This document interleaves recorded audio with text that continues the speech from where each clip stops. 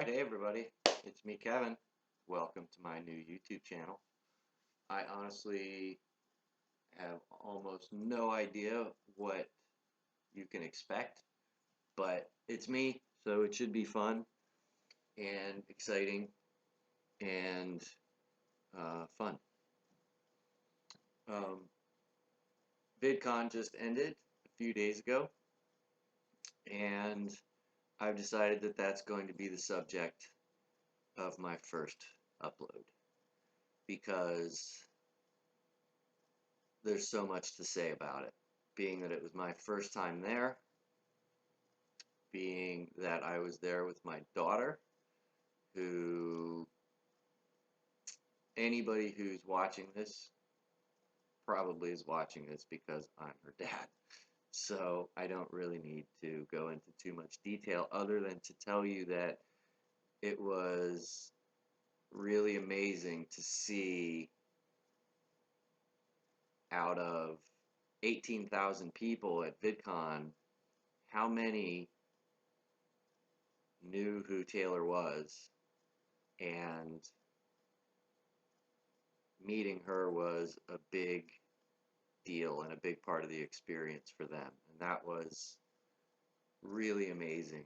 And I just want to thank everybody who took the time to stop and say hey to Taylor and tell her how much her vines and videos have meant to a lot of you.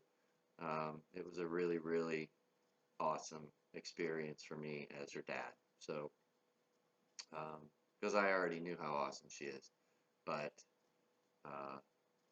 to see that so many other people recognize it as well was really, really cool.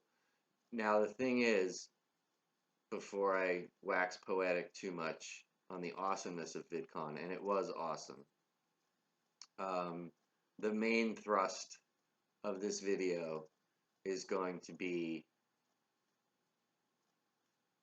where they dropped the ball. And there was a lot of areas, in my opinion, where they dropped the ball. And it kind of bummed me out because it could have been so much better. So first things first, can we talk about the signing room? Can we for a minute? Because pretty bad. I watched the orientation videos, like a week, 2 weeks before the con, and they seemed like they had a pretty good idea of how they were going to run the signings. There was going to be a line, and there was going to be a cutoff point, and if you were in the line behind that cutoff point, they were going to communicate with you that you were very likely not going to get up to the front. All well and good. That sounded perfect to me. If people wanted to risk it and stay in the line beyond the cutoff point and the time expired and the creator had to leave before you got to him, such is your luck, but you know you were warned. We get to the signing room on the first day, Thursday, and anybody who wasn't there, I encourage you to go online and go to the Anaheim Convention Center's website and look at Hall B, which is where the signings were taking place.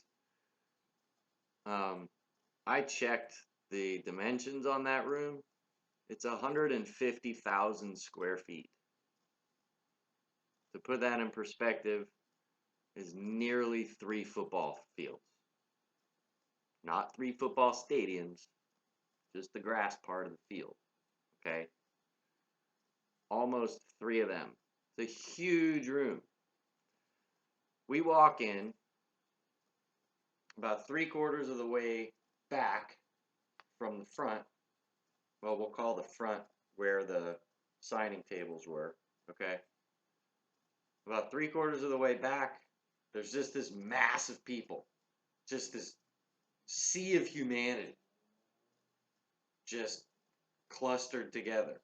And people are randomly like holding their hands up with fingers raised, 1, 2, 3 fingers, whatever. And it seemed like they all knew what was going on. We sure as hell didn't know what was going on. So we kind of walked around the end, tried to do an end around on them, you know, just to see there was no signs anywhere. There was no queuing lines anywhere. There was just this mass of people. And I talked to one of the convention center security people, and I used the term security loosely, and he was no help, except to tell me to get the hell back towards the back into that massive pressing flesh with their hands raised.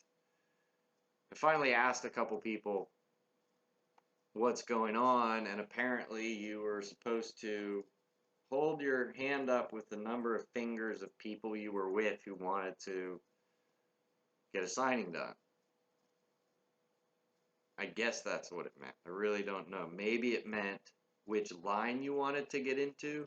I don't know, because the lines were so far away that you couldn't even see actual people.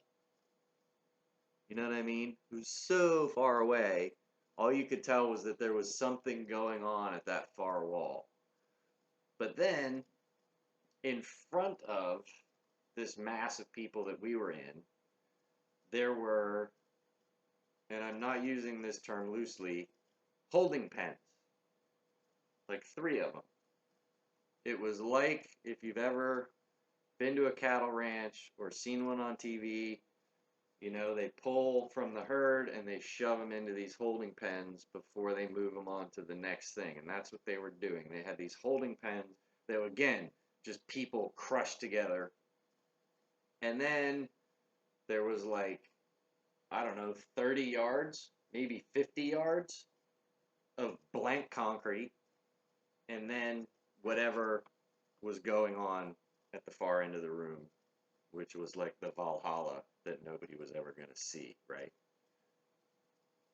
So apparently you went from this crush of people that we were in, and if you were lucky enough to get randomly chosen by one of these security people, you moved into one of these holding pens for some indeterminate amount of time.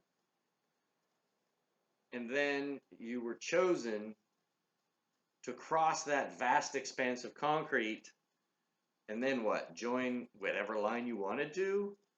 I don't know. I don't even know who was signing at the time. There was no indication. Yes, I could have checked the app and all that, I know. But it was just this great big room with no organization whatsoever and thousands of people wanting to get up there, or at least hundreds of people. Now, they sold 18,000 plus tickets to VidCon this year. Did they not anticipate that lots of people were going to want to get stuff signed? I mean, I'm not an event planner, but I would have known to put in a queuing line. I would have known to put signs up. You know, I think, had I thought about it in any amount of detail ahead of time, I would have said, this is way too many people to just randomly let people walk in here. We got to do some VIP thing, or we got to sell bracelets, or we have to do a lottery, or something. But it was just this free-for-all, and as a result, not nearly as many people got stuff signed as could have and should have, and secondarily to that, the people who did get stuff signed, and I talked to these people, had to wait for 10 hours in many instances. That's just ridiculous. So then, realizing the shortcomings of the signing room on day one, they decided to make changes for day 2. They posted on their Facebook wall that these changes would be happening, but they didn't actually put out what the changes were going to be until pretty late on Thursday night. And what they decided was that for signings that started at 9 a.m., you could begin lining up at 6 a.m. And for signings that started at 1 in the afternoon, you could start lining up at 10 a.m.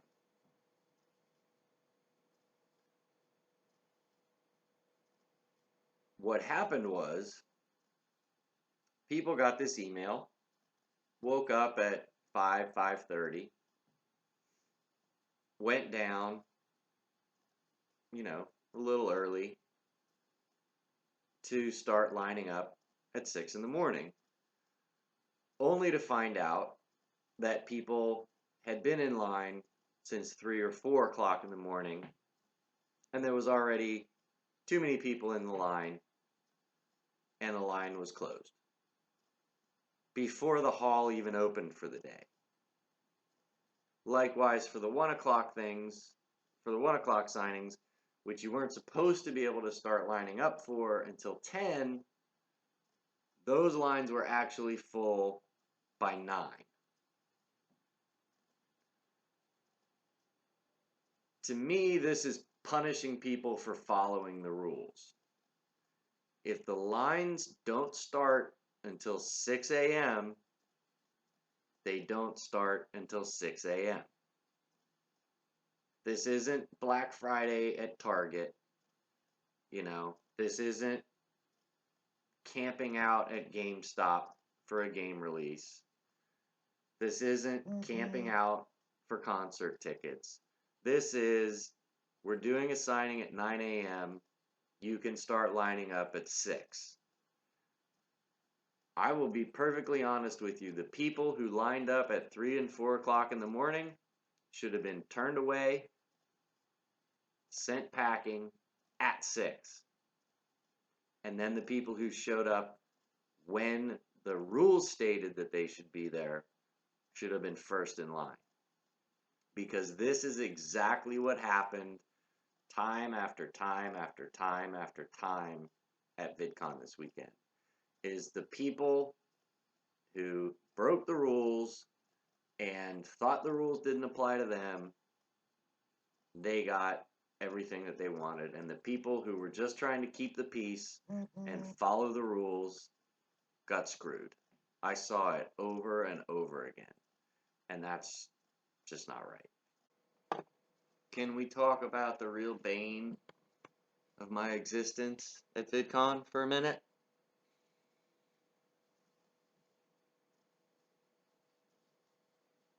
The fangirls?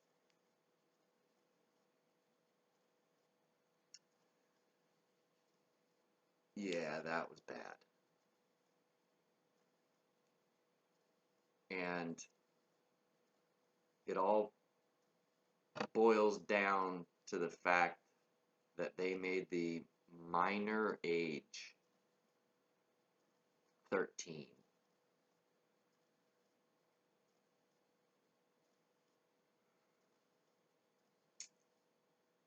That's too young. Sorry. It should have been 16. And I hope they make that change next year. Because what ended up happening was these roving bands of pre-adolescent girls and boys, some boys, mostly girls, who thought they were at a One Direction concert. And every popular YouTuber that made the mistake of stepping into the public areas of the con were absolutely mobbed. For people my age, think back to the newsreel footage you saw when you were a kid of the Beatles or Elvis. It was like that. And again, the blame does not go on the kids. The blame goes on the organizers.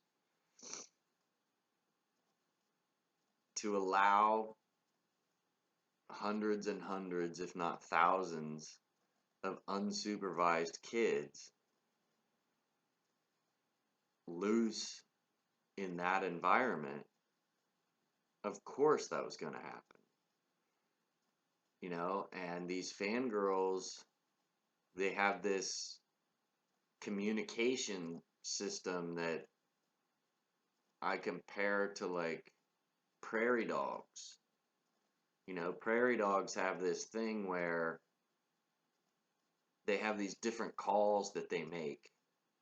Prairie dog community is big, it's spread out considering how small they are, right? And they can chirp out these little different noises. That means there's a snake in the area, or there's another predator in the area, or something like that, and everybody immediately runs back into their burrows. Well, fangirls communicate much the same way, but the reaction is exactly the opposite. There's this high-pitched, keening squeal of a scream from all the way across the convention center. And they all perk up to it and run in that direction as fast as they can, without looking around, without looking down, without any consideration for their environment whatsoever. They just run full bore towards that scream, and they scream as well. They have no idea what they're running towards. They just know somebody's screaming, and so there must be something good over there. And I saw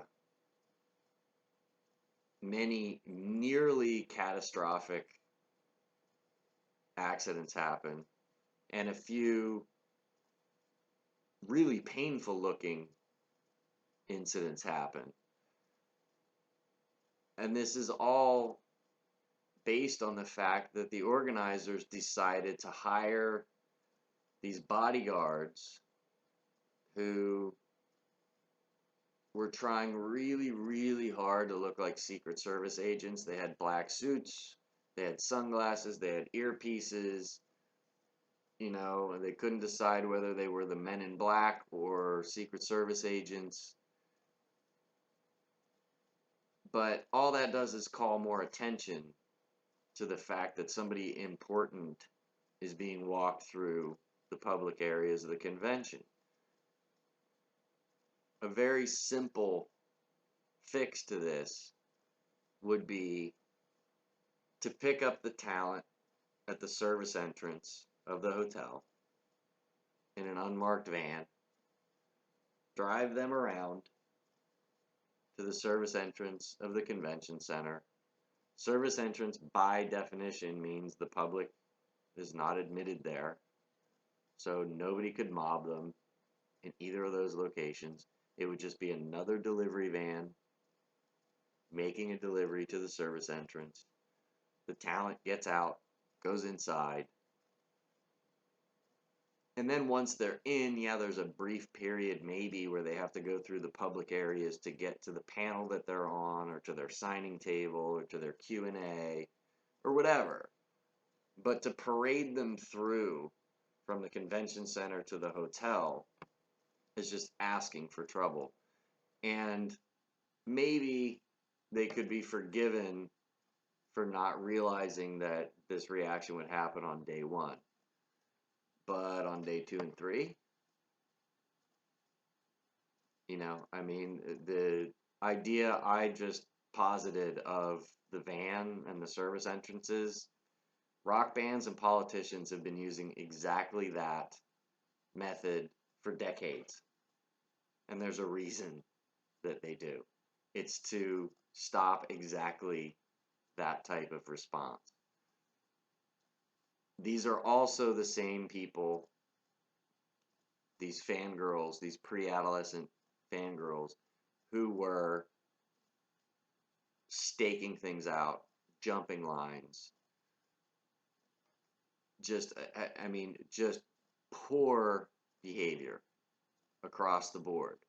And it's because they were unsupervised. They would have never, I hope, they would have never behaved this way if their parents were there to witness it.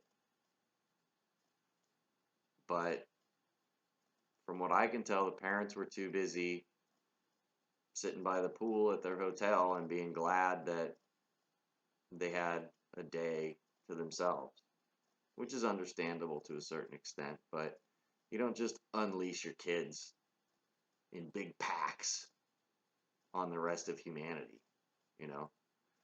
And so what I think they should do next year is raise the age to 16. Still allow people, 13, 14, 15 to go, but they have to be supervised. They have to be with a parent or a guardian. Their badge is a significantly different color than any of the other badges. And if they are caught unaccompanied with that badge, barcode on the badge. We had barcodes on our badges. I have no idea why, because it was never scanned a single time. There were so many ways that they could have used those barcodes to help things out. Signings, like I talked about, it's another way they could have simplified signings, is by scanning barcodes. Go, okay, boop, you're in this line. You can go to the bathroom. You can go get something to drink. You can go get something to eat. The signing doesn't happen for 3 hours. Your place in line is locked in because of your barcode. They didn't do that. Isn't this a technology-based convention? Come on, people. So next year, with those different colored badges for the younger kids, if they're caught unsupervised, they get scanned. In that database is their parents' phone number, other contact information, what hotel they're staying in, whatever. They can contact the parents and go, we found your kid unsupervised. This is 1 mark. After 3 marks, done, gone, you're out. Do not pass go. Do not collect $200. Give us your badge. I don't care if it's the first hour of the first day. You're out of here. That's the way it should be. There has to be repercussions for bad behavior. And there weren't any at VidCon this year. None.